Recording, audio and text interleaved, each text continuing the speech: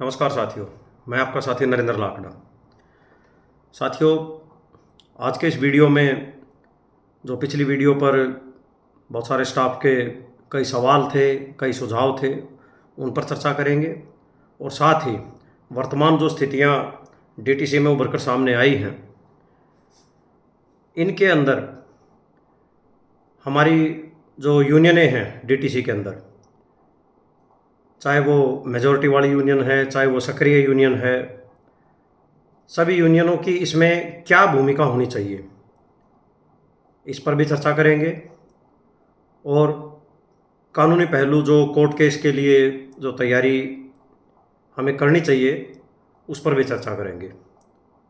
तो सबसे पहले जो पिछली वीडियो पर मेरी साथियों के सवाल आए हैं, उनको हम एक बार जल्दी से ले लेते हैं। संदीप कुमार जी का प्रश्न है कि भाई अपनी यूनियन का साथ दो, यह दूसरी यूनियन वाला है, आपको गुमराह कर रहे हैं, यह देखो जब सुप्रीम कोर्ट की नहीं चली तो कोर्ट में जाना मूर्खता है, यूनियन का साथ दो, वही सरकार से आपका हक दिलवा सकती है।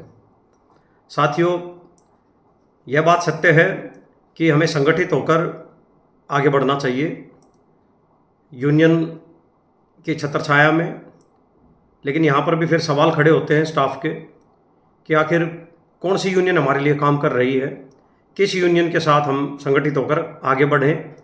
कहीं ना कहीं स्टाफ के अंदर यूनियनों के प्रति एक विश्वास का अभाव साफ देखा जा सकता है साथियों, और इसके पीछे कारण भी हैं। इस विषय पर अभी हम आगे चर्चा करेंगे। दूसरी बात यह है साथियों कि सुप्रीम कोर्ट की नहीं चल रही है कहना एक बचकाना कथन है। जब सरकार आपका अधिकार आपको नहीं दे, जो आपका कानूनी अधिकार है, तो ऐसे में कोर्ट ही एकमात्र रास्ता बचता है। और बहुत सारे उदाहरण हैं कि जब आपके कानूनी अधिकारों का शोषण किया जाता है, आपको वंचित किया जाता है, तो अदालत से न्याय मिलता है। कई साथियों के ऐसे सवाल भी हैं कि 20 साल मुकदमा चलेगा, 30 साल मुकदमा चलेगा, रिटायर हो जाएंगे। नहीं भाइयों, यह एक भ्रम है, इतने लंबे मुकदमे नहीं चलते हैं। एक दो साथियों का सवाल था कि उनका कोई साथी था क्लस्टर में था, 10 साल हो गए, अब क्लस्टर ख़त्म हो गई। वो एक केस टू केस, परिस्थितियाँ अलग होती हैं, उनकी मांग क्या है वो अलग होती हैं। वो एक प्राइवेट कंपनी का कर्मचारी था, कंपनी से उसकी डिमांड क्या थी, उस कंपनी का टेंडर एग्रीमेंट किसी संस्था के साथ क्या था, ये एक अलग विषय है। यहाँ बात हो रही है कि जो कॉन्ट्रेक्चुअल स्टाफ है और जो श्रम कानून के दायरे में आता है, अधिकारी नहीं। जैसा कि सोशल मीडिया पर एक चल रहा था कि सरकारी वकील को सुप्रीम कोर्ट ने पक्का करने से मना कर दिया, अब तो सब कुछ खत्म हो गया है, देखो सरकारी वकील को भी मना कर दिया। साथियों, इस बात में मैं स्पष्ट करना चाहूँगा कि जो पब्लिक प्रोसिक्यूटर होता है, लोक अभियोजक जिसको हिंदी में बोलते हैं, आम भाषा में हम सरकारी वकील बोलते हैं, वो एक अधिकारी की पोस्ट है। और कोई भी अधिकारी श्रम कानूनों के दायरे में नहीं होता, श्रम कानूनों के संरक्षण में नहीं होता। तो गलतफहमी में ना रहें कि किसी केस में अगर कोर्ट ने मना कर दिया तो आपके केस में ऑटोमेटिक मना हो गया, नहीं। केस टू केस कानून की परिभाषाएं, कानून का संरक्षण उनको है कि नहीं, उस पर निर्भर करता है अदालत का फैसला। हमारे डीटीसी में जो कर्मचारी हैं, संवाहक हैं, सफाई कर्मचारी हैं, चालक हैं, ये एक कर्मचारी तो है लेकिन श्रमिक की श्रेणी में आते हैं, क्योंकि मोटर व्हीकल एक्ट भी यहाँ पर लागू होता है। तो ये तकनीकी भाषाएं हैं। सामान्य तौर पर आप ये समझिए कि आपके ऊपर श्रम कानूनों का संरक्षण है और सरकार आपके श्रम कानूनों का उल्लंघन कर रही है, आपको आपका अधिकार नहीं दे रही है, तो कानून अनुसार अदालत से वो अधिकार प्राप्त किए जा सकते हैं। लंबा समय नहीं लगता, ठीक है, 4-5 साल का समय लग जाता है अदालती प्रक्रिया में। यह भी हम समझते हैं कि इस देश का दुर्भाग्य ही है कि अदालतों में इतना समय लग रहा है। पहले ज़्यादा लगता था, थोड़ा सा कम लगता है, लेकिन 10 साल 12 साल वो निर्भर करता है कि केस की पैरवी कैसी हो रही है, केस की परिस्थितियाँ क्या हैं, कई सारे उसमें कारक हैं। तो संगठित होना ज़रूरी है। यूनियन किस पर विश्वास करें, ये यूनियनों पर भी निर्भर है कि वो अपने स्टाफ का विश्वास किस हद तक पाने में कामयाब रही हैं। तो अगला सवाल लेते हैं साथियों कि जो ट्रेडिंग कर चुके हैं उनकी ज्वाइनिंग कब होगी। साथियों, अभी तो मुश्किल ही है, जो ट्रेडिंग कर चुके हैं या जो वेटिंग में है उनकी ज्वाइनिंग होगी या नहीं होगी, क्योंकि परिपाटी कुछ दूसरे तरह की चल पड़ी हैं। कंडक्टर्स भी प्राइवेट हायर किए जा रहे हैं। सरकार की नीति क्या होगी उस पर निर्भर करता है। अभी कुछ भी कहा जाना इस मामले में मुश्किल है। एक साथी कहते हैं कि भाई आपसे रिक्वेस्ट है, आप अपने विचार मत रखा करो, आपकी वीडियो समझ में नहीं आती। साथियों, 2-2,500 साथी वीडियो को सुनते हैं मेरी, उसमें से किसी 1-2 साथी को अगर वीडियो समझ में नहीं आ रही है तो यह समस्या मेरी नहीं, यह दरअसल में आपकी समस्या है। इस चीज़ का हमें दुख है कि आपको वीडियो समझ में नहीं आ रही, लेकिन यह समस्या आपकी है, क्योंकि ज़्यादातर को समझ में आ रही है, किसी को नहीं आ रही है, तो वो उसके समझ की क्षमता पर निर्भर करता है। अगला सवाल है कि नेक्स्ट वीडियो हम आपका वेट करेंगे। शुक्रिया साथियों, बहुत से साथियों के काफ़ी अच्छे कमेंट्स हैं। आप उन सभी साथियों को मेरा शुक्रिया है, धन्यवाद। देखिए साथियों, इसमें 1-2 कमेंट्स ऐसे भी थे कि यूट्यूब चैनल चला रहे हैं अपने टीआरपी के लिए। तो मैं ये कहना चाहता हूँ साथियों कि मैं कोई सेलिब्रिटी नहीं हूँ, आप में से ही एक हूँ। और रही बात ये टीआरपी और यूट्यूब चैनल की, ये 2-4 हज़ार साथी देखते हैं, सुनते हैं, सब्सक्राइब करते हैं, तो ये एक सूचना का ही जरिया है। इसमें कोई यूट्यूब मेरे को पैसा देने वाली नहीं है कि ले भाई 1 लाख 2 लाख की सब्सक्रिप्शन हो गई है, बड़े स्तर पर यूट्यूबर हो गए, ऐसा कुछ नहीं है और ना ही होने वाला है। मैं अपना समय और ऊर्जा सिर्फ इसलिए देता हूँ क्योंकि जो हालात हैं उनको देखते हुए, उनमें से मैं भी एक हूँ, हालात में जो चल रहे हैं, तो एक जागरूकता फैलाने की कोशिश है। चुपचाप बैठकर पिसते रहना ना हमारे डीएनए में है, ना हमारे संस्कारों में है। शोषण का प्रतिशोध हर नागरिक को करना चाहिए अगर शोषण हो रहा है तो। शोषण को सहते रहना भी अपने आप में एक गुनाह है साथियों। तो ये टीआरपी और यूट्यूबर ये चीज़ें, ये बेमानी बात है। उनमें लाखों की सब्सक्रिप्शन चाहिए, बड़ा उसमें ग्रुप चाहिए, ये चीज़ें यहाँ संभव नहीं है। और ऐसा ना कोई उद्देश्य और ना ही ऐसा कोई होने वाला है यहाँ पर 2-4 हज़ार साथियों के यहाँ जुड़ने से देखने से। लेकिन हाँ, जो उद्देश्य सफल होगा वो ये है कि सुनेंगे, विचार रखेंगे तो कहीं ना कहीं जागरूकता पैदा होगी। हम अपने लिए कुछ मांगना, को अपने अधिकारों को समझना, उनके लिए लड़ना सीखेंगे।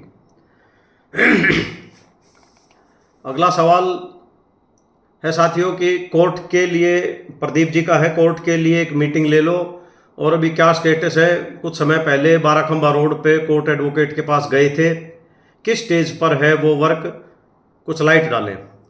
साथियों, उस दौरान काफ़ी सारे मेरे साथ एकत्र होकर के एडवोकेट राजीव अग्रवाल से बाराखंबा पे हमने उनसे मुलाकात की थी। वहाँ पर चीज़ें स्पष्ट भी हुई थी, फीस आदि को लेकर के भी चीज़ें स्पष्ट हुई थी। तो लेकिन उस दौरान ये बेसिक ग्रेड पे का सिलसिला सरकार ने चला दिया था। फिर उसके बाद सब मामला ठंडा पड़ गया, फिर सरकार बदली, उसके बाद सरकार का भी रुख देखने में समय लगा, समझने में क्या है क्या नहीं।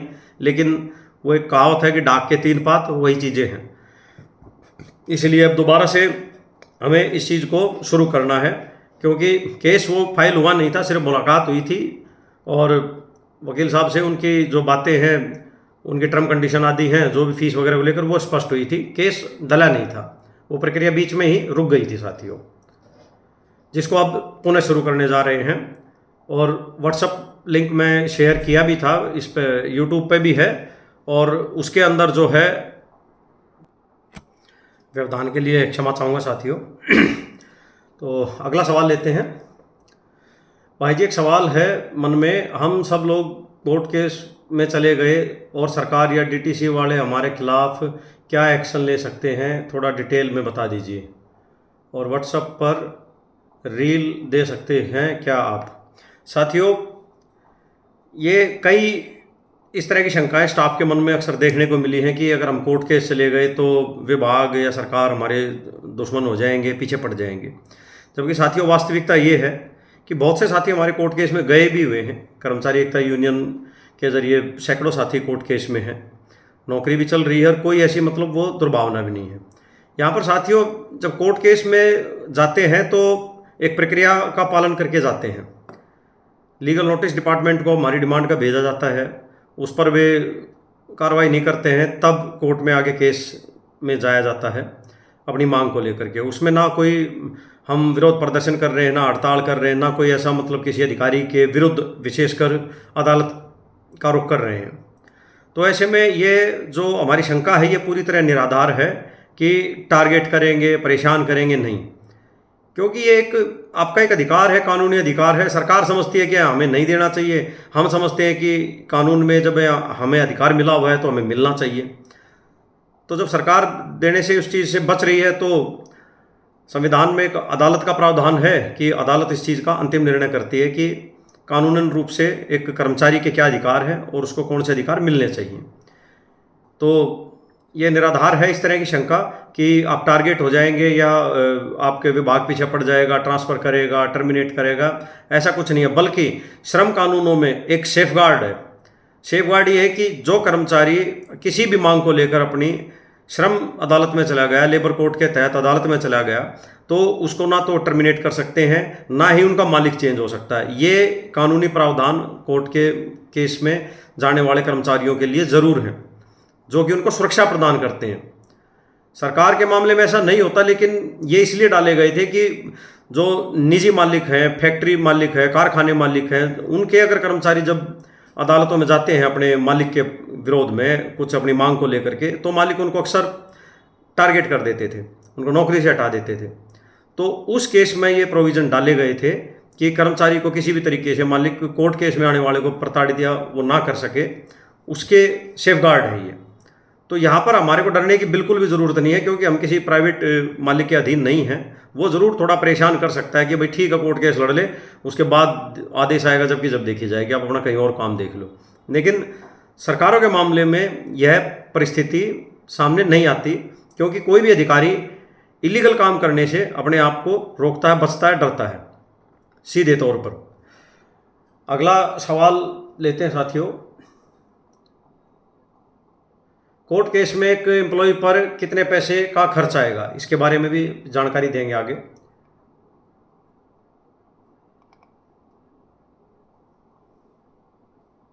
प्लीज़ बताना कि कोर्ट केस करने के लिए आपसे कैसे जुड़ें। पार्स कुमार जी पूछ रहे हैं। साथियों, एक लिंक मैंने डिस्क्रिप्शन में यूट्यूब के चैनल पर दिया हुआ है व्हाट्सएप का, उस पर आप क्लिक करके उस ग्रुप से जुड़ सकते हैं और उसके बाद आगे की कार्रवाई वहाँ पर बताई जाएगी। भाई तो सही है आपकी बात, तो सही है आपकी, बट इन सबको कौन समझ सकता है। ये यूनियन और एक आदमी, अब नाम नहीं लेना चाहूँगा उस आदमी का, यूनियन वाले का जिसका भी लिखा है, इन सब की ऐसी तैसी करवा देगा। साथियों देखो, हमें पहले जागरूक होना पड़ेगा, हमें समझदार होना पड़ेगा, ताकि हमारा कोई किसी प्रकार से बुरा ना कर सके। जब हम जागरूक हो जाएंगे अपने अधिकारों के प्रति, हम संगठित हो जाएंगे, तो ये चीज़ें सब समस्याएं नहीं आएंगी। और रही बात यूनियन का जिक्र है, यूनियन के भूमिका के बारे में मैं अभी इस वीडियो के अंत में बात करूंगा। तो इस वीडियो को साथियों शेयर ज़रूर करना, ज़्यादा से ज़्यादा कमेंट्स ज़रूर करना, ताकि सवाल जवाब का सिलसिला आगे भी जारी रह सके, विचारों का आदान प्रदान हो सके। भाई अब इस समय सिर्फ एक अदालत का ही आखिरी रास्ता बचा हुआ है जो इस सिस्टम को बदल सकता है। यह बात बिल्कुल सही है। अगर हम संगठित होकर, मजबूत होकर के सरकार से अगर अपना अधिकार नहीं ले सकते, तो आखिरी रास्ता सिर्फ अदालत का बचा है।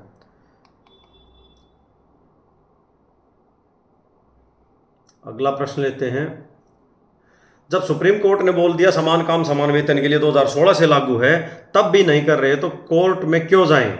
सब मिलकर हड़ताल करो। हड़ताल, सबसे पहले बात यह कि साथियों सुप्रीम कोर्ट ने बोल दिया, बिल्कुल ठीक है, यहाँ तक आपकी जानकारी ठीक है। लेकिन अब आपको आपकी जानकारी बढ़ाने के लिए मैं बताना चाहता हूँ कि सुप्रीम कोर्ट जो जजमेंट देता है, आदर्श रूप से सरकारें उसको मान सकती हैं, चाहे तो, नहीं मानती हैं तो उनकी मर्जी। एक आदर्श नियम, एक निर्देश कोर्ट की तरफ से आ जाता है, मॉडल रूल जिसको बोलते हैं, मॉडल कोड बोलते हैं। लेकिन कोर्ट का भी ये कहना है कि उनका आदेश उन लोगों पर लागू होता है जो उस केस में पार्टी हैं, और उस आदेश को आधार बनाकर कोई भी सरकार अगर फैसला लेना चाहती है तो दे सकती है, मनाही नहीं है। लेकिन सरकार कोई भी वाक्य क्यों देगा जब तक कि उसके कर्मचारी मांगने के लिए कोर्ट में ना जाएंगे।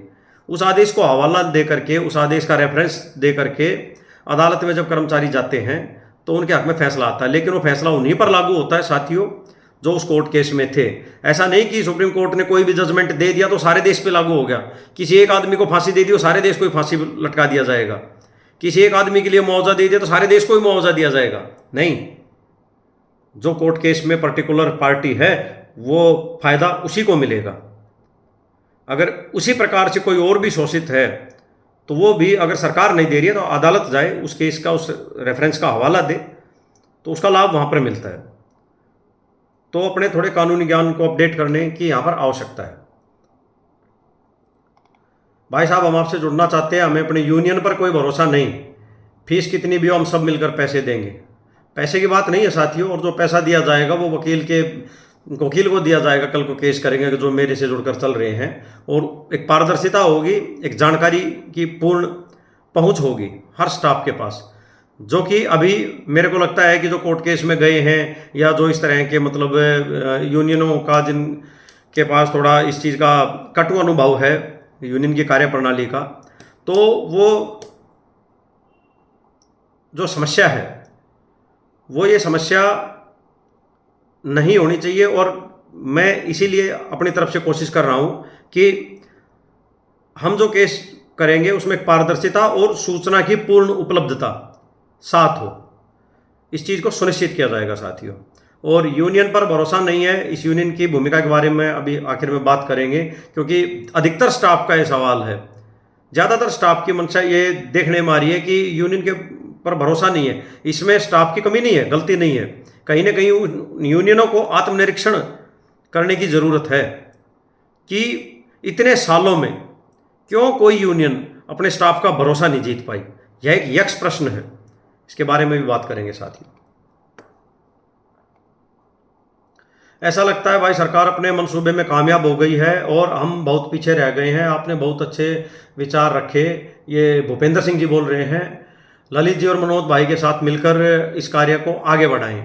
ललित जी, मनोज जी मजदूर एकता यूनियन के जो हमारे यूनियन पदाधिकारी हैं, निसंदेह अच्छी कोशिश कर रहे हैं, अच्छे प्रयास कर रहे हैं, ईमानदारी से कर रहे हैं, इसमें कोई शक नहीं है जहाँ तक मेरी जानकारी है। और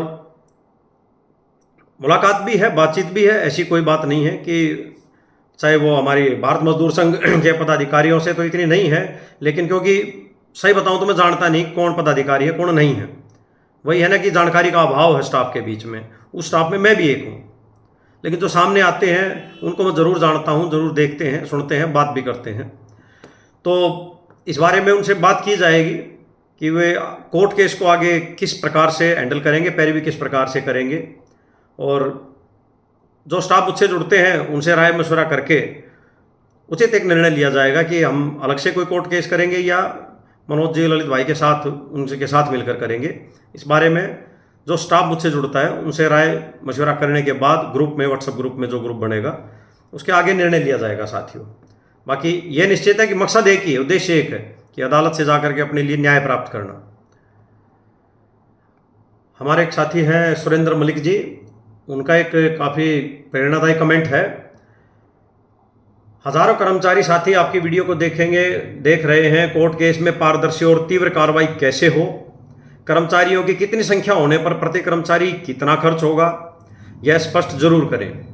वर्तमान में किस संगठन के साथ जाने से कर्मचारियों का हित जल्दी होगा। कॉन्ट्रैक्ट कर्मचारी हित के लिए सभी एक्टिव संगठन एक जगह इकट्ठे होकर संयुक्त संघर्ष करें, इस पर जोर देना होगा। निकट भविष्य में जिस भी संगठन द्वारा धरने आंदोलन का आह्वान हो उसमें सभी कर्मचारियों को एक साथ आकर सहयोग करना होगा। कर्मचारियों की भीड़ तय करेगी कि सरकार कर्मचारियों को कुछ दे या ना दे। धन्यवाद सुरेंद्र मलिक जी, आपके कुछ सवाल भी हैं और कुछ सुझाव भी हैं, इस वीडियो के माध्यम से आप सबके सामने जा रहे हैं। साथियों, जो सवाल हैं कि पारदर्शी और तीव्र कार्रवाई कैसे हो, पारदर्शिता के लिए ज़रूरी है कि जो हम संगठन बना रहे हैं उसमें एक दूसरे का विश्वास हासिल करने के लिए जो कोर्ट की प्रक्रिया चलाई जा रही है उसकी पूरी जानकारी ग्रुप के माध्यम से, ये नहीं कि चारों तरफ फैले जाए। जो केस में स्टाफ जुड़ रहा है उनका एक अलग से ग्रुप, उस ग्रुप में जो भी तारीख है, जो भी वकील साहब के कमेंट्स हैं, जो भी अदालत के कमेंट्स हैं, वो सारी जानकारी हर तारीख पर उस ग्रुप में जानी चाहिए। कौन कर्मचारी उस ग्रुप में पार्टी हैं, केस में पार्टी है सॉरी, उन सब का उनको जानकारी होनी चाहिए। रही बात फीस की, प्रति कर्मचारी कितना खर्च आएगा, तो साथियों जो मैं वकील साहब से मिला हूँ, मेरे साथ डीटीसी के कई साथी गए थे, एक वेतन वकील साहब ने हर कर्मचारी के ऊपर खर्चा बताया था, 18-20 हज़ार रुपये जो भी हमने उनको बताई थी अपनी सैलरी औसत, तो वो खर्चा उन्होंने बताया था। उस खर्च को उन्होंने कहा था कि भाई बहुत कम वेतन है आप लोगों का, एक महीने में एकदम से इतना नहीं दे पाओगे, तो मासिक रूप से मंथली आप 20 साथी हैं, 30 साथी हैं, 50 हैं, तो वो मंथली अपना 500 रुपये महीना या 1000 रुपये महीना, वो संख्या पर निर्भर करता है, अगर संख्या ज़्यादा हो जाती है, 100 हो जाती है, तो 500 रुपये महीना, मतलब वे 20 हज़ार रुपये यानी कि एक तनख्वाह हमें किस्तों में वकील साहब को देनी होगी। ये तो उनका एक्सपेंडिचर है, जो 3 साल 4 साल जो भी प्रक्रिया चलेगी, कागजी कार्रवाई चलेगी, टाइपिंग वाइपिंग, फाइल वाइल करना, एफिडेविट वगैरह सब, वो उनका वो खर्च है। उसके अलावा कमीशन का मामला है साथियों, जितने भी ये बड़े वकील हैं जब कर्मचारी होते हैं, क्योंकि यहाँ पर बैक वेजेज एरियर मिलेगा, ज्वाइनिंग डेट से जो भी समान काम समान वेतन मामले में जो एक कंसोलिडेटेड अमाउंट बनता है, वो केस का जब फैसला आता है तो कर्मचारी को मिलता है, उसकी सर्विस कितनी है और पर मंथ उसको कितना कम दिया गया, एक समान काम समान कर्मचारी के वेतन के हिसाब से, जो स्थायी कर्मचारी के। तो उसमें जो पर कर्मचारी जो भी जिसको अकाउंट में जो पैसा आएगा, उसका वो उनका कहना था कि संख्या अगर ज़्यादा है, 100 से ज़्यादा हो जाते हैं, तो 25% पर भी वो एग्री हो सकते हैं। अभी उन्होंने इस चीज़ को स्पष्ट नहीं किया। कम कर्मचारी हैं तो 30% वे लेंगे पैसा मिलने के बाद। तो ये जो खर्च है, एक बड़ा वकील है, एक अनुभवी वकील को अगर हम हायर करते हैं तो उसका फीस का खर्चा ये है साथियों। और अगला सवाल भाई साहब का था कि किस संगठन में जाने से कर्मचारियों का हित जल्दी होगा। यहाँ पर मैं इस जवाब में साथ में ये भी जोड़ना चाहूँगा साथियों, वीडियो थोड़ी सी लंबी हो गई लेकिन पूरी जरूर सुनिएगा। यूनियनों की भूमिकाएं, संगठन मतलब यूनियन, हित होगा साथियों। यहाँ पर एक समस्या ये है कि हमारी यूनियनें हमारे कर्मचारियों का विश्वास नहीं जीत पाई हैं। 15-16 साल से यहाँ पे डीटीसी में कॉन्ट्रेक्चुअल कर्मचारी हैं। देखा जाए तो जो हमारे पास मेजॉरिटी की यूनियन है, परिवहन निगम मजदूर संघ के नाम से है, वहाँ पर कॉन्ट्रैक्ट कर्मचारियों का प्रतिनिधित्व कार्यकारिणी के अंदर ना के बराबर है। जो उनके मुख्य पद हैं वहाँ पर कॉन्ट्रैक्ट कर्मचारी, मुझे जानकारी नहीं है लेकिन शायद नहीं है, पक्का नहीं कह रहा मैं। तो ऐसे में विश्वास स्टाफ का कैसे हासिल किया जा सकता है। दूसरी तरफ जो एक मुख्य यूनियन कर्मचारी एकता यूनियन है, वहाँ पर फील्ड में ज़रूर स्टाफ का जुड़ाव देखने को मिलता है, इस पर कोई शंका नहीं है। कारण ये है कि उनके अध्यक्ष, उनके महामंत्री जी, उनके पदाधिकारी समय समय पर स्टाफ के बीच में उपस्थित होते हैं। कोई भी आपदा, कोई भी समस्या आती है तो वहाँ पर वो खड़े मिलते हैं, अपनी कोशिशें भी करते हैं। तो कर्मचारियों को ये दिखना चाहिए कि आपकी यूनियन आपके लिए क्या कर रही है, तभी कर्मचारी का विश्वास किसी यूनियन के द्वारा कर्मचारी के दिल में जगाया जा सकता है। मजदूर एकता संघ जो हमारी एक बड़ी यूनियन है, वह इस मामले में थोड़ी पिछड़ती हुई मुझे प्रतीत होती है।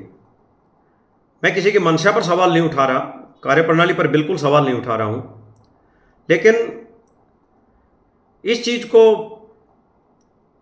यूनियन के हमारे सभी आदरणीय पदाधिकारियों को समझना होगा कि यह जो समय है, अब यह यूनियन खेलने का नहीं है। यह तमाम गिले शिकवे, सहमति असहमति, उन चीज़ों को दरकिनार करके एक मंच पर एकजुट होने का है, एक संयुक्त मोर्चा बनाने का समय है साथियों।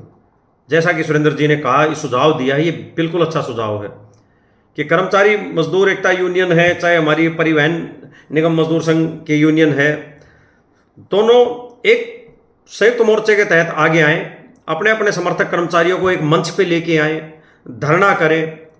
एक गैदरिंग जब कर्मचारियों की इकट्ठी होगी तब सरकार को जरूर सोचने और समझने पर विवश होना पड़ेगा।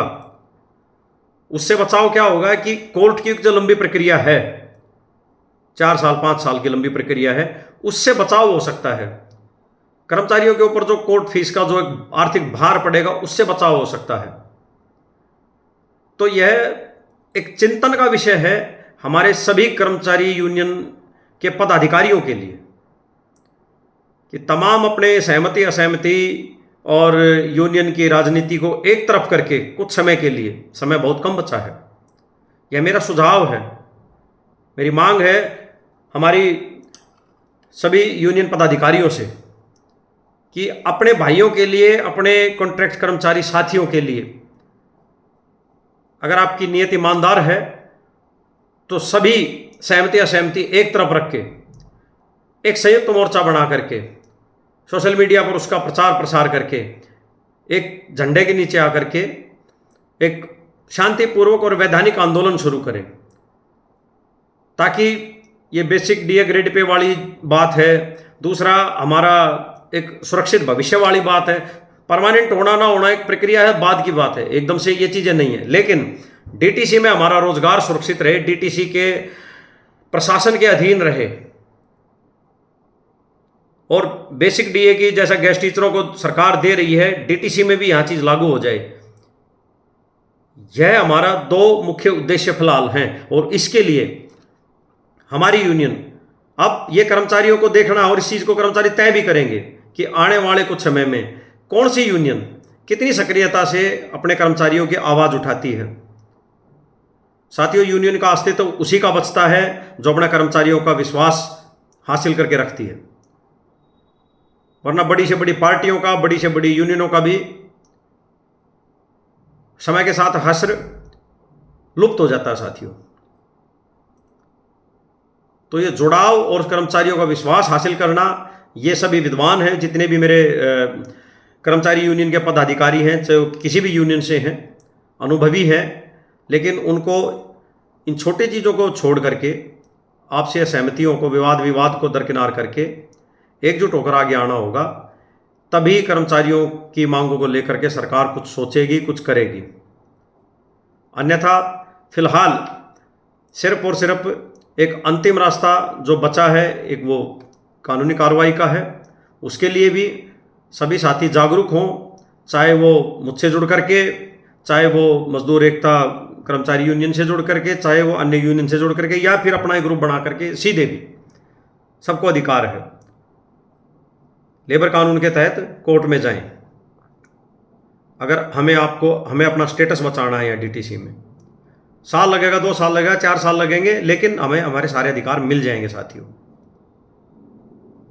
क्योंकि यूनियनों की कार्य प्रणाली पर कई सवाल खड़े होते हैं। अब देखा जाए तो जो छोटी छोटी चीज़ें थी, 15 साल, 16 साल, 17 साल से कॉन्ट्रैक्ट पे ज़्यादा भी हो गए होंगे, काम कर रहे हैं यहाँ पर। कॉन्ट्रैक्चुअल कर्मचारी को एक मास साप्ताहिक अवकाश तक नहीं मिला है। यह बड़े दुर्भाग्य की बात है। बहुत बड़ी चीज़ नहीं थी, अदालतों में जाने की ज़रूरत नहीं थी। जो मेजॉरिटी यूनियन है, जो प्रभावी यूनियन है, वो अगर सही से रिप्रेजेंट करते ईमानदारी से, तो ये चीज़ें सरकार के स्तर पर आसानी से मिल सकती थी। और भी कई सारे मुद्दे हैं छोटे छोटे जो कर्मचारी हित में आसानी से मिल सकते हैं। लेकिन इसको दुर्भाग्य ही कहा जाएगा कि यूनियनें कर्मचारी हितों में कम काम करती प्रतीत हो रही हैं। आपसी लड़ाई, आपसी मैं, आपसी एक बड़ा होने की, इन चीज़ों में ज़्यादा उलझी हुई दिखाई दे रही है। मेरा कोई ऐसा मत नहीं है, कोई ऐसी मंशा नहीं है कि मैं किसी एक विशेष यूनियन पर ये इस तरह के कमेंट कर रहा हूँ, लेकिन ये मेरा एक सुझाव है। और ये सुझाव हो सकता है मतलब थोड़ा स्पष्ट है, कड़वा लगने वाला नहीं है, वास्तविकता है। यूनियन चलाने का कैट्स यूनियन में मेरे पास भी अनुभव है। मैं भी यूनियन से जुड़ा हुआ हूँ, आज भी जुड़ा हुआ हूँ, लेकिन डीटीसी में नहीं, कैट्स विभाग में हूँ और स्वास्थ्य क्षेत्र के अलग यूनियनों में लंबा अनुभव है मेरे पास भी। उस अनुभव के आधार पर कह रहा हूँ मैं। तो यूनियनों के लिए तो ये आत्मनिरीक्षण का समय है, बहुत थोड़ा समय है। जल्द से जल्द यूनियन एकजुट हों। कर्मचारी एकता यूनियन है, मजदूर संघ यूनियन है, ये दो मुख्य यूनियन है जो हमारे सामने कर्मचारियों के सामने जो दिखती हैं। एक होकर आह्वान करें कर्मचारियों का, एक मंच पर आएं और एकजुट होकर के अपने कर्मचारियों के, डीटीसी के कॉन्ट्रैक्चुअल कर्मचारियों के रोजगार की सुरक्षा के लिए, उनके अच्छे भविष्य के लिए आंदोलन करें, वैधानिक रूप से आंदोलन करें।